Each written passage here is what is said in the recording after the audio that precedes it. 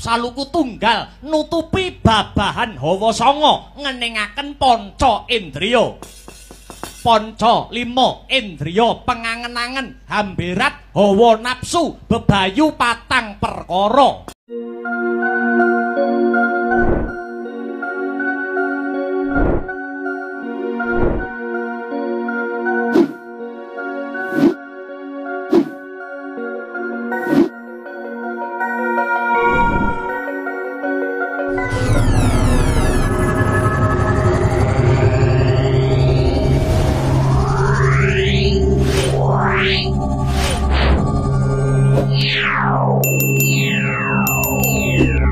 Kapan lagi ketemu? Nggih, tanggal tentu nggih. Ning ndi Ngancukan apa luar Ngancuk? Ngilen. Wong Ngilen Badyun. Jangan yo lah. Wis pokoke ketemu next time nggih. Nggih. Donga dinonga. Heeh, donga dinonga ya. Ayo nutuke lakon ya. Coba kaya ngapa?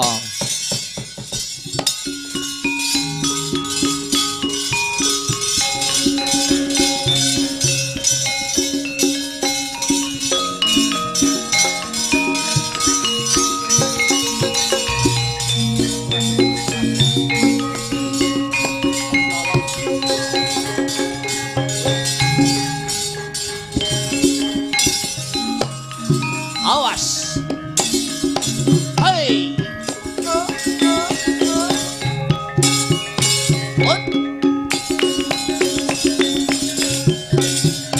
Ais.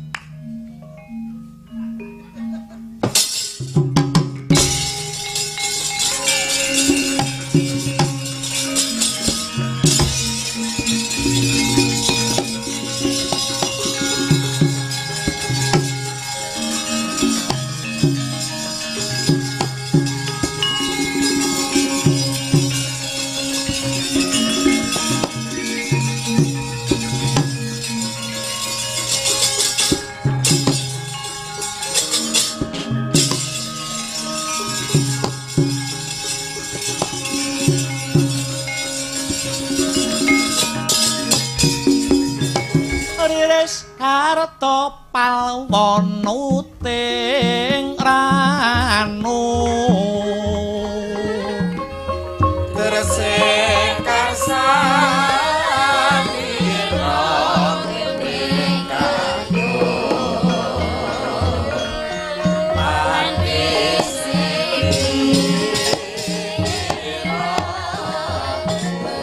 sumengko pengawak bajra wonten menapa Kakang Utara? Hambar pekikang rayi kula pun Utari. Yayi Utari kawruhanana ya Yayi. Lamun to dina iki negara Wirata bakale bedah. Awit dina iki negara Wirata karampit saka ngarep lan mburi. Saka ngarep negara Trigarta Prabu Susarma lan saka mburi negara Ngastina Adipati Basukarna. Ripalungguhan kiyi perkara bandha donya wis diselehke kelawan Kanjeng Rama. Lah dene anggonku metuki Yayi Utari. Karana pun Kakang bakal nyelametake Yayi Utari saka cengkremane musuh Yayi.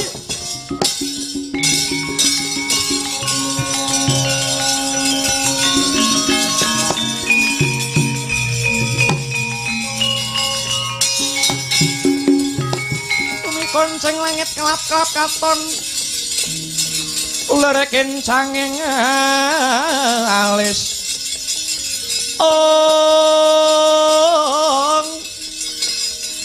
ore sang meweh ke andrung sabarang ketulu Wukir moyak mahayik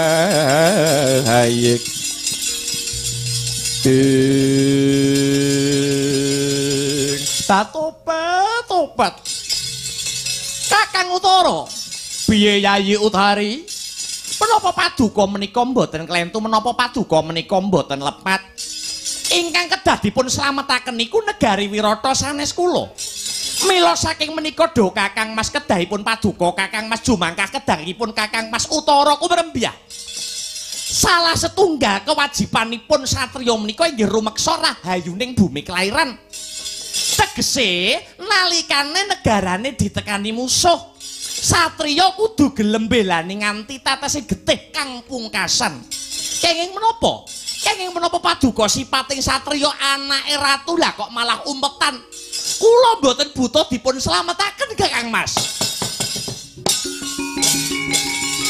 wah salah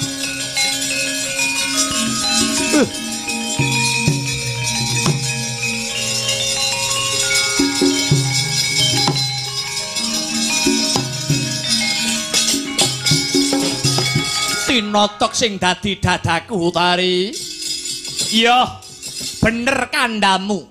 Yen to negara Wirata kene kang kudune luwih dhisik dislametake ning nek upamane kakangmu iki maju perang.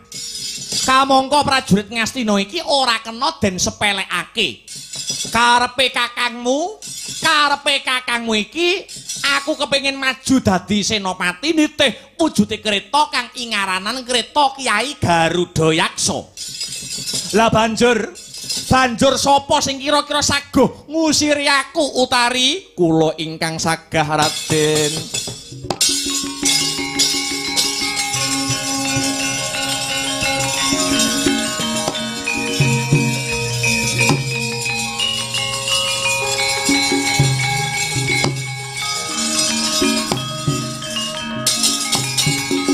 Mosek, iki sapa iki? Kula pun Kedi Wrihatnala Raden. Gaweanmu ning Wirata? Guru olah kabudayan ugi guru-guru tari tumrap para putri-putri ing negari Wirata. Mosek to. Kowe kuwi mung sak guru tari.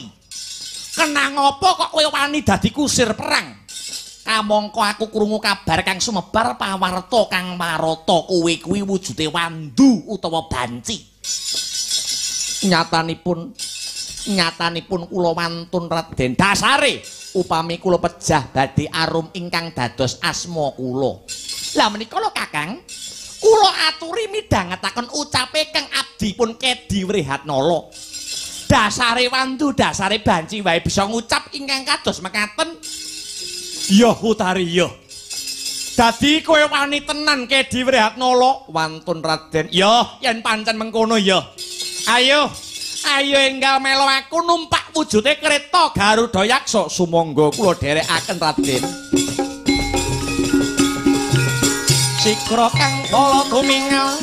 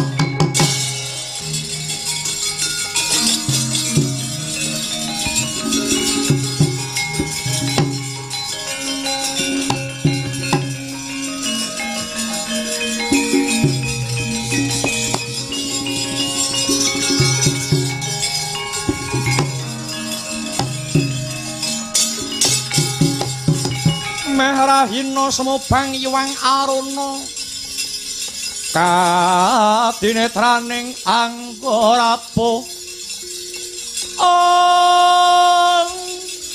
sabdaning kukila ringkani kara kagotar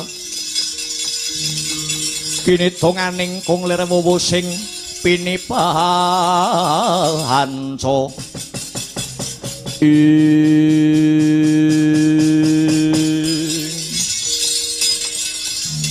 Kedi Wrihatnala kula wonten dawuh tinimbalan Raden sing ana ngarep kiyi ingkang winastan kreta Kyai Garudayaksa. Kreta iki ora bakal metu saka pagedhongan yen ora ana senopati kang magut ana pabaratan. Nuwun inggih Raden. Kowe saguh tenan. Kowe saguh tenan ngendhaleni lakune kreta Kyai Garudayaksa. Insyaallah. Perang kuwi totoane nyawa Kedi Wrihatnala sampun dados patemboyo kula Raden. Jiwa raga kula badhe kula udhakaken kinarya memayu hayuning bumi wirata bagus. Yen ngono, ayo enggal rumanti. Kendhalekna wujuding kreta Kyai Garudayaksa lakuning rata nerna pasna barisan Ngastina. Hareben bubar mawut barisan Sata Kurawa. Nuwun inggih mangestakaken dawuh Raden.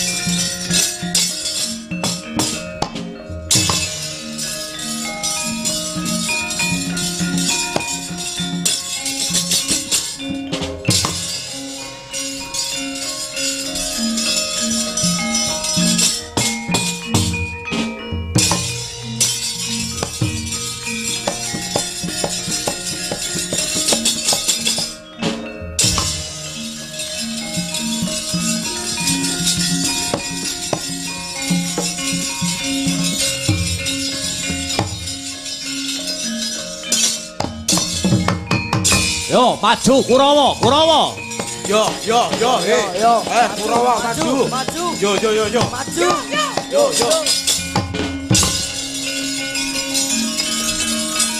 Tampo. Hey. Yo.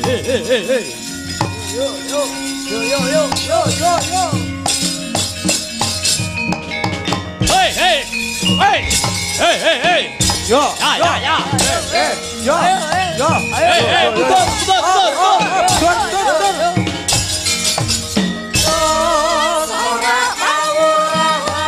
Betul.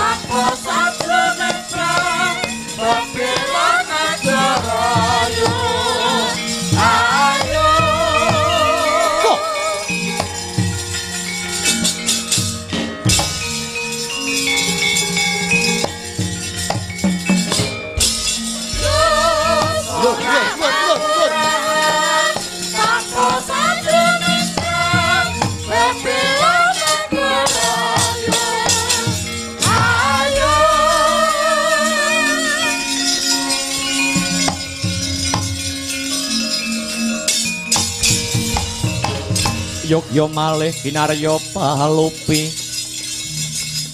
Surya putra Narapati ngawangga ing edan-edanan Karna Basusena gumun setahun jembleng serendeng ngawuningani kahanan kang edapi-dapi kae ana wujuding kreta saka negara Wirata nrajang barisan Ngastina jarane mung loro iwa dening runcal-mancal nganti bisa ngundurake Sata Kurawa sing semono akeh. Aku ora gumun kelawan kretane ning aku gumun sapa sing dadi kusirek.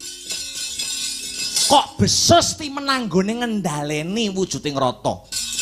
Kurawa padha mundur. Kurawa padha mundurak tibaning Raja Bala mbuh dadi apa kreta kae.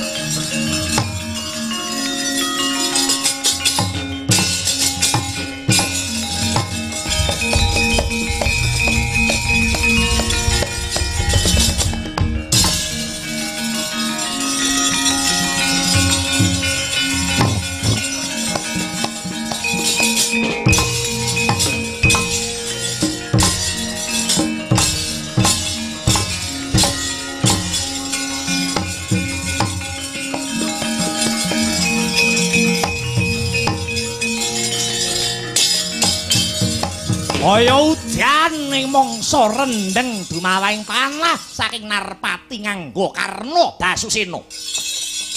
Dadya cilik atine Raden Utara mulat cacahe jemparing ingkang maewu-ewu cacahe.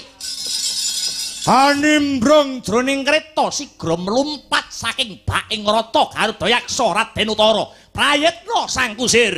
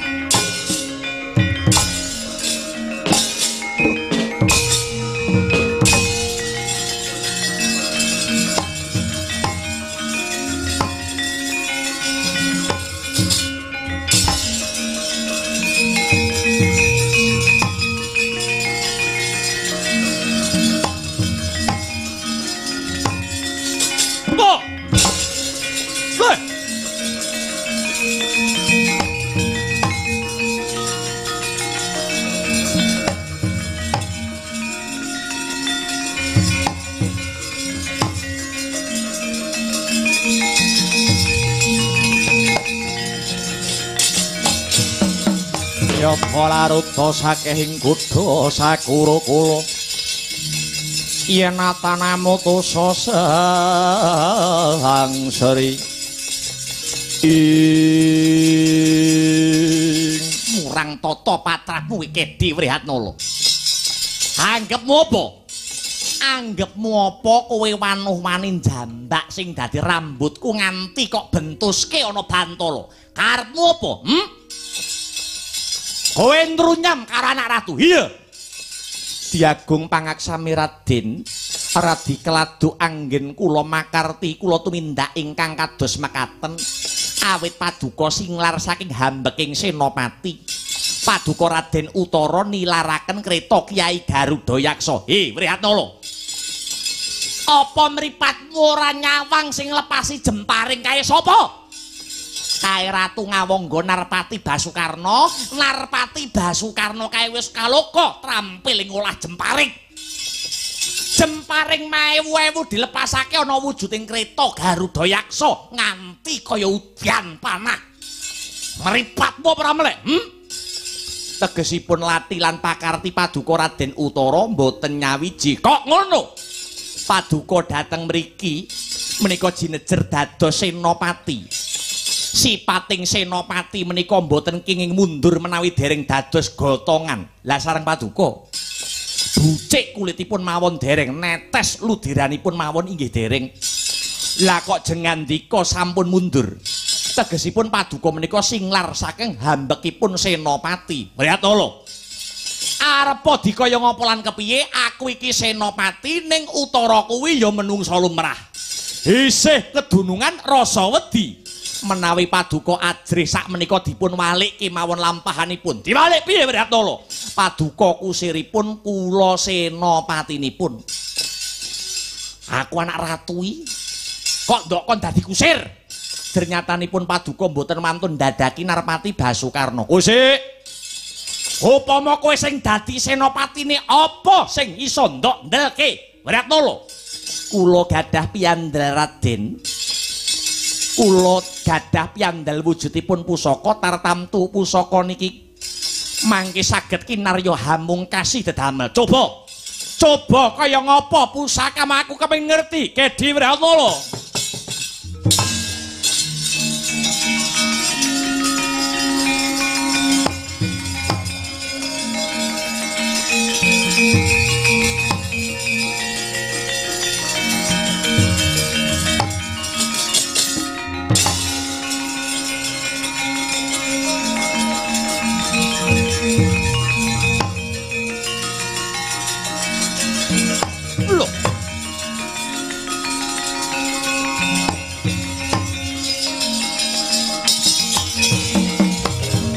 Lenging driya mangu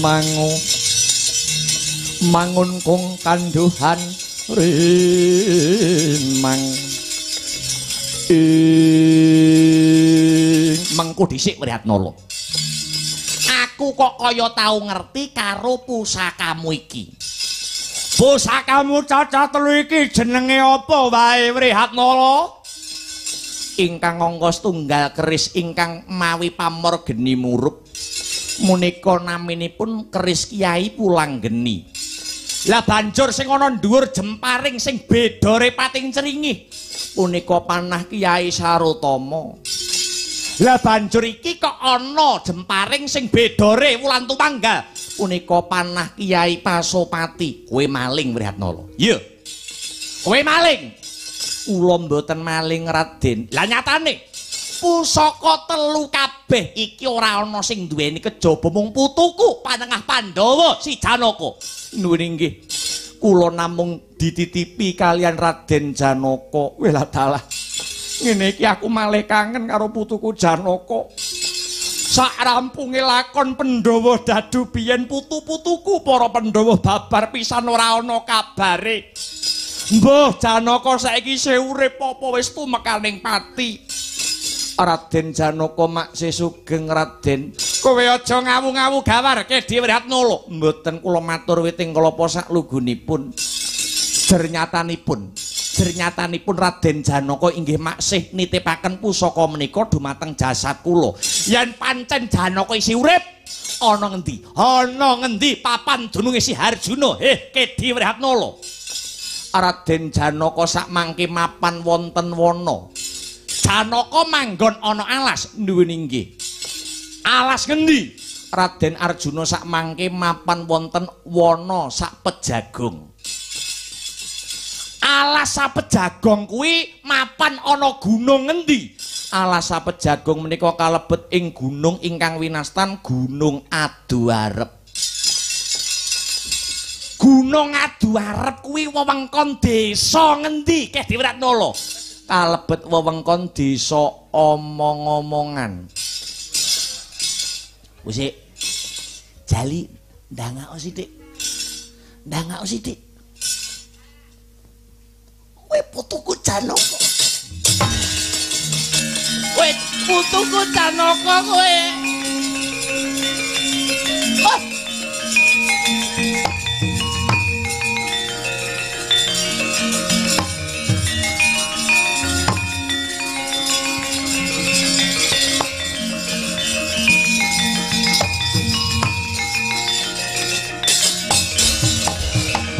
Ora ngira babar pisan sing dadi bocah wandu Kang Sarta dadi guru tari mapan negara Wirata. Jebul kowe putuku Janaka. Nuwun inggih Kanjeng Eyang. Sembah pangabektinipun Kang wayah mugi katur. Ya cah bagus wis ndak tampa Janaka. Lah banjur sedulur-sedulurmu para Pandhawa liyane mapan ana ngendi? Kanjeng Eyang mugi andadosaken kawuningan Kanjeng Eyang ingkang dados mantri Pasar Gedhe Wirata Kakang Soda Dwija Kangka menika nuwun inggih pun Kakang Puntadewa Halatoblas. Mantri pasar gede jebul kakangmu Puntadewa. Lakar kados mekaten. Kakangmu Werkudara, Kakang Werkudara ingkang asesing lon tukang jagal akekasih jagal Abilawa. Jagal Abilawa sing dadi jagone wong Wirata duk semono kae iki jebul si Werkudara. Nuwun inggih Kanjeng Eyang alatoblas. Banjur adimu kembar nang kula kaliyan Sadewa ingkang asesing lon tantri Paladala Dama Granti ingkang sampun wonten karang padesan ngupakara tetaneman saha ngupakara satu kewan mapan wonten ing negari Wirata alatoblas. Mbak Yumu Drupadi Kakang Mbok Drupadi ingkang asesing lon salindri ingkang rinten dalu tansah rumeksa mapan wonten ing Taman Kaputren saha dados tiyang sadelisah mapan wonten peken aladala. Ndak ora. Ora to. Mboten. Jebule para Pandhawa jangkep 5 mapan wonten ing negari Wirata Kanjeng Eyang. Sak sampunipun lelampahan Pandhawa dadu, para Pandhawa nglampahi paukuman 12 warsa bebasan Papa Riman Hangulandara. Mapan wonten ing alas Kamyaka dene ingkang setunggal taun kedah umpetan wonten satunggiling praja. Inggih praja Wirata menika ingkang kinarya papan pasuwitanipun para Pandhawa. Idep-idep labuh dharma dumateng Kanjeng Eyang Mangsah Mati sumrambahipun para warga gung ing Wirata. Iya Janaka iya. Yen kaya ngene aku lagi percaya nyang kowe. Aku percaya karo Janaka yen kowe bisa dadi senopati Wirata ngundurke barisan saka Ngastina. Wis enggal tumandang kulup. Negara Wirata butuh tandang kridane para Pandhawa. Nyuwun pangestu Kanjeng Eyang.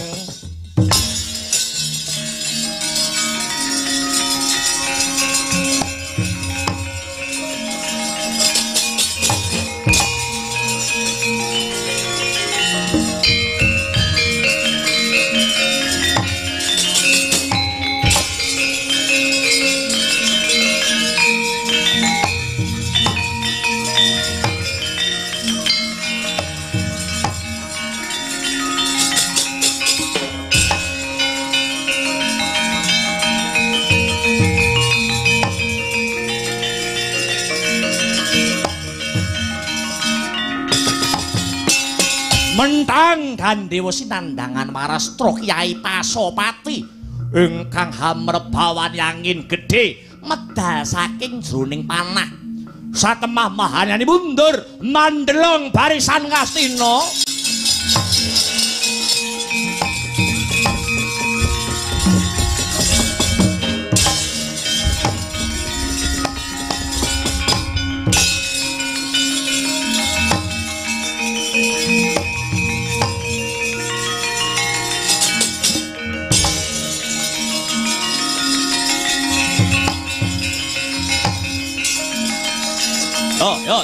Yo.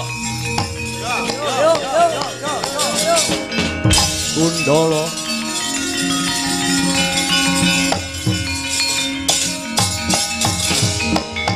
Woi. Hey. Yo. Akoso Gusti Gundala.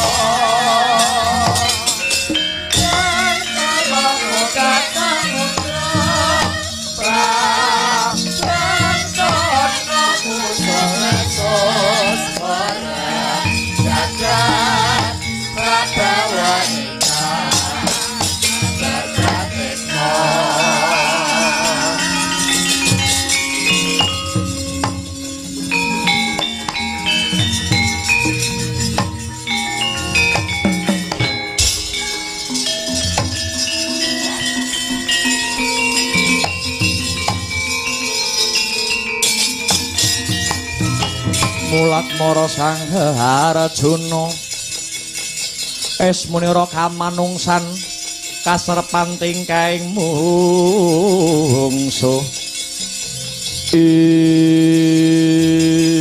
ngosik iki kok ana pawongan maju ana payudan nanging ngungkurke karna Basusena kowe sapa cah bagus?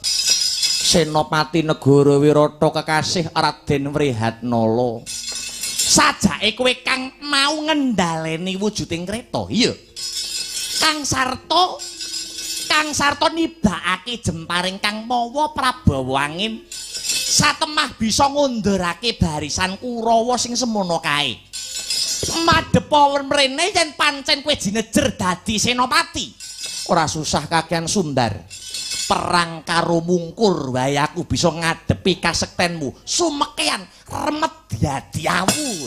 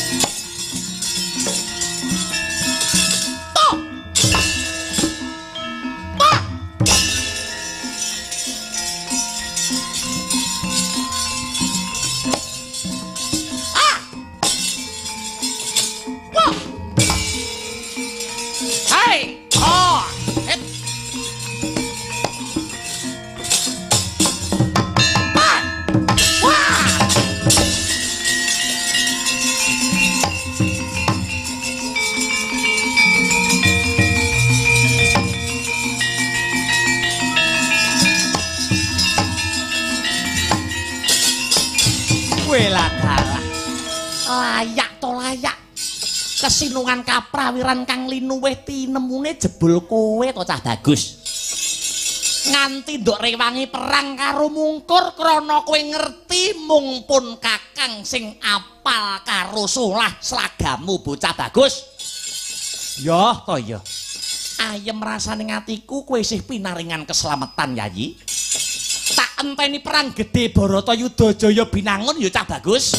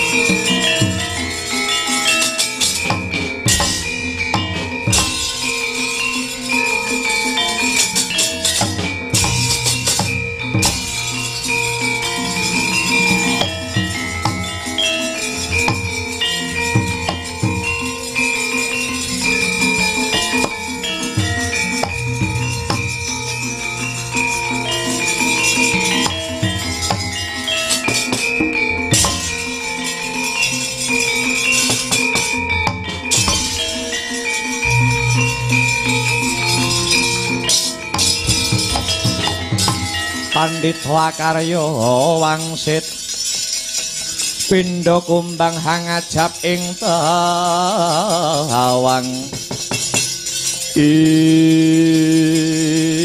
Durna kula wonten dawuh Kakang Resi ana ngarepku lan ngarepmu ki kok ana wujuding jemparing kang mancep ana bumi. Selagane jemparing kaya patrape wong kang lagi sujud lagi ngaturake bekti marang aku lan kowe Durna. Inggih Kakang Resi. Kamangka lumahing bawana kureping ngakasa ora ana wong kang bisa jemparing kaya ngene iki kejaba mung bocah kae Durna. Inggih. Pranyata ingkang nglepasaken panah menika murid kula lan murid jengandika Kakang Resi. Mboten wonten sanes. Kejawi namung panengah Pandhawa siar wis ora usah kok kandhake.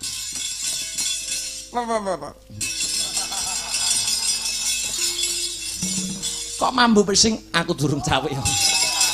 Ngombanyel njenengan niku pun isuk-isukan kok mbanyel. Iya iya. Wis aja mbok lairke, aja mbok ucapake ya Durna. Nggih Kakang Resi ngestaken dawuh. Mengko mundak baleni pahukuman meneh. Cukup ngerti wae lamun putuku lan muridmu isih pinaringan wilujeng. Inggih Kakang Resi. Wis ayo enggal bali praja Durna.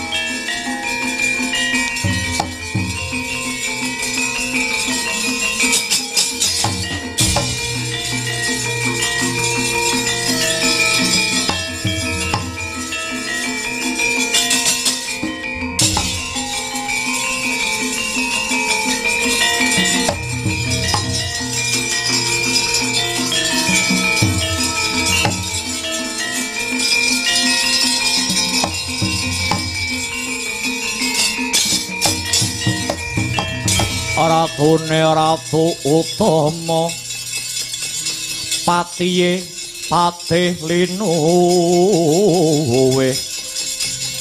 ing sinugraha ing Gusti ingkang peteng wis dadi padhang sing ruwet wis dadi udar lan sing ndadekake mongkok birawaning atiku jebul anak-anakku kabeh sing bisa ngrampungi gawe kangko titik sing bisa hanyirnakake Ratu Trigarta Susarma lan sing bisa nyelametake Matswapati ora ngira jebul anakku dhewe Siseta Buminjaya. Nuwun pangapunten Kanjeng Sinuwun. Kalilan matur sisip nyuwun diagung pangaksami.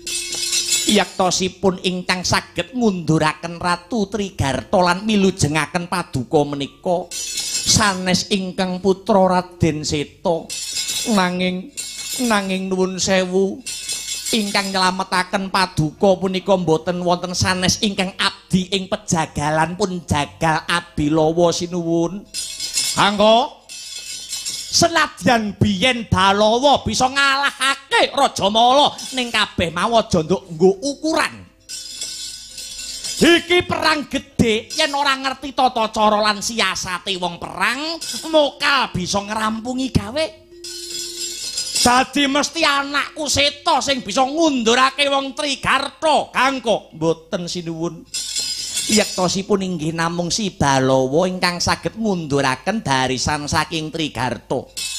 Kalebu barisan saka Ngastina sing ngrampit saka mburi. Ing ngatasé bocah ora tau perang parandene duweni kadigdayan kang edapi-dapi.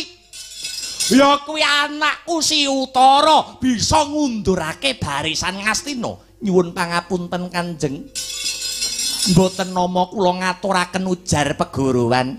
Nanging kula matur witing klapa saklugunipun ingkang saged hanyingkiraken barisan Kurawa menika sanes Raden Utara nanging malah kang abdi pun Kedi Wrihatnala. Sapa? Kedi Wrihatnala. Kae iki wong Wandu, kowe deleming kowe, Kowe duwe panemu monggo, kowe duweni gagasan monggo ning ya mbok nganggo nalar. Wong Wandu kok maju dadi senopati ki nalarmu piye? Maju lungguhmu Kangko.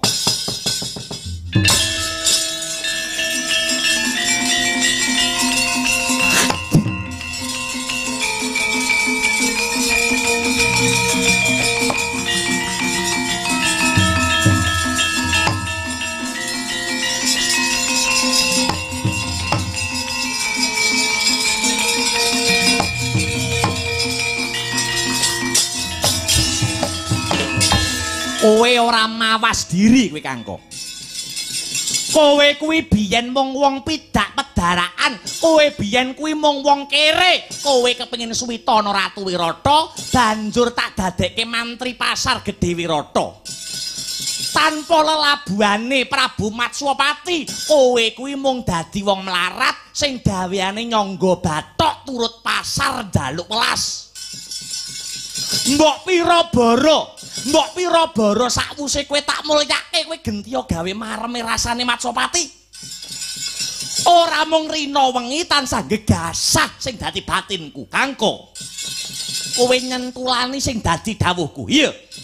Kowe kandha Bilawa, aku kandha Seta sing ngundurke barisan Trigarta, mbok ungkuli nganggo Bilawa. Aku kandha Lamonta Utara sing ngrampungi Kurawa, mbok ungkuli si Wrihatnala. Karepmu ki jane piye to, Kangko? Nyuwun pangapunten. Atur kula menika mboten goroh. Nanging atur kula menika jumbuh kalian kasunyatan. Kowe bisa apa ora gawe legane ratu? Iso apa ora Kangko? Nanging kasunyatanipun inggih kados mekaten. Jengandika sinuwun ampun sanget-sanget anggenipun paring pangalembana dumateng putra. Awit pangalembana ingkang tanpa kasunyatan menika saged nuwuhaken raos ugungan lan raos gumingsun. Utara sing iso ngundurke Ngastina. Sanes. Sapa? Kedi Wrihatnala. Utara. Wrihatnala Utara. Wrihatnala Utara. Wrihatnala Kanjeng Cangkemmu.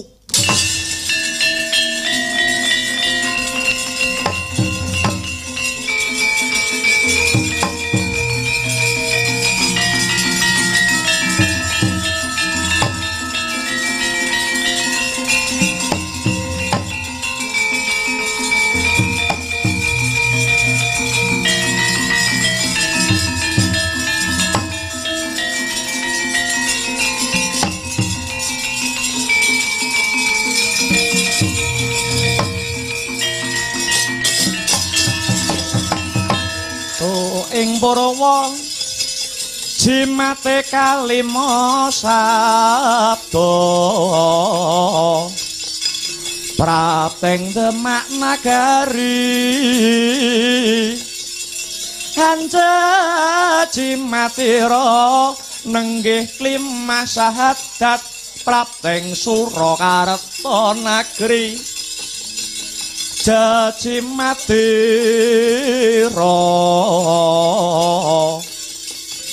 uang kertas kandining urip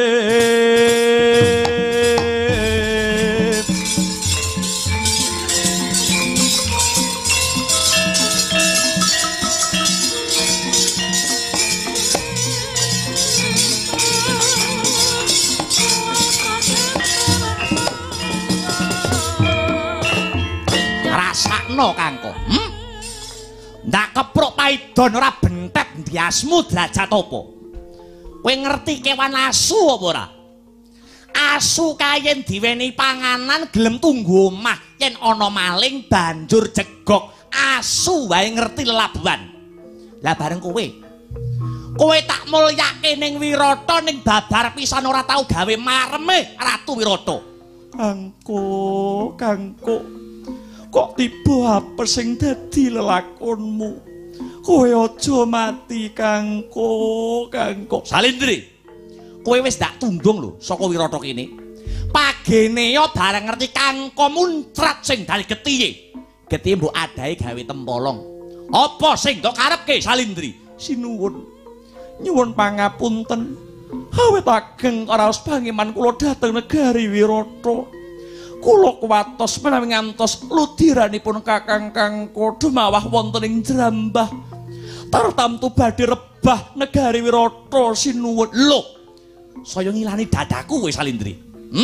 Ajine getih ki sepira? Kowe iki getih tukang pasar. Kangko. Ing ngatasi bilowo selawase urip ora tau nangis. Ning bareng weruh kowe bentret bathukmu leweran getihmu mili sing dadi eluhku. Kangko dosamu apa luputmu apa? Ing atase kowe kuwi wong bodho, kowe kuwi wong lugu, uripmu kok malah ketula-tula. Kowe kuwi wong becik, kowe kuwi wong bener, ning uripmu malah ora kebeneran. Kangko kuat-kuat atimu ya Kangko. Bapa Pandu aku wis ora kuat urip ning jagat raya. Bapa Pandu kowe gugat nyang dewa. Anakmu kon banjut nyawane kabeh. Bapa Pandu, aku wis ora kuat ngadepi urip iki, Bapa Pandu.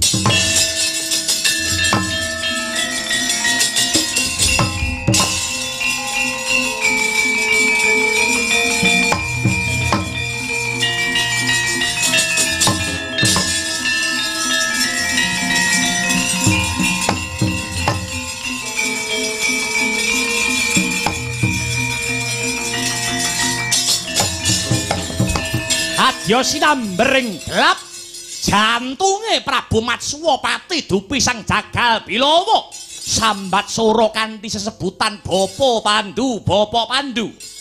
Den kira Risang Soda Dwija Kangkon winggih keng wayah Risang Puntadewa hanyarengi kalian Prabu Mangsahpati ingkang anyawang wujudipun papan paidon ingkang kinarya hangepruk mestakane Risang Puntadewa wonten tilasipun Ludira Awarna Seta Mengok Sura Prabu Masopati. Aduh, kowe Pandhawa, kowe putuku Pandhawa. Mbahmu sing luput ya nang. Toh.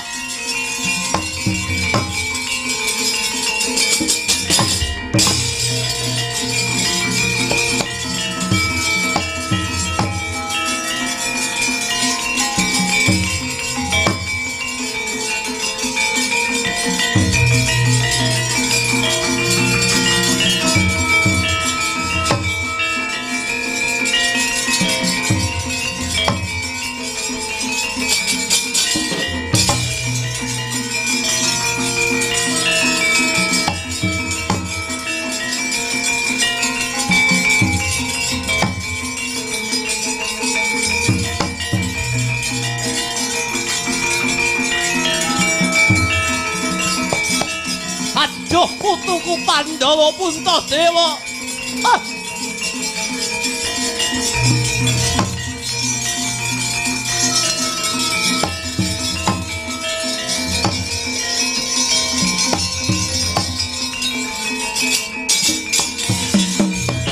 Waduh, sing gedhe pangapuramu ya nang putu-putuku Pandhawa.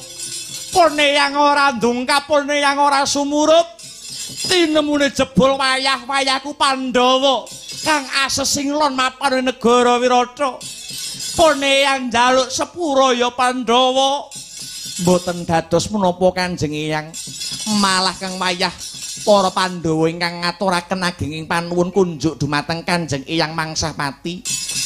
Awit para Pandhawa maksih dipun paringi pengayoman mapan wonten ing negari Wirata nglampahi paukuman umpetan sak suwene setunggal warsa Kanjeng Eyang. Ora, aku tetep sing luput, pone yang tetep sing salah kulup. Apa meneh Puntadewa nganti tak kepruk papan paidon kanthi muncrat sing dadi getihe. Saka gedene rasa luputku marang para-para Pandhawa. Pone yang janji nang, pone yang janji cah bagus. Besok yen wis titi mangsa kalane para Pandhawa ngadepi perang Baratayuda Jaya Binangun. Aja pati-pati Pandhawa ngetoke ragat yen durung bondo donya Wirata entek gusis lan Pandhawa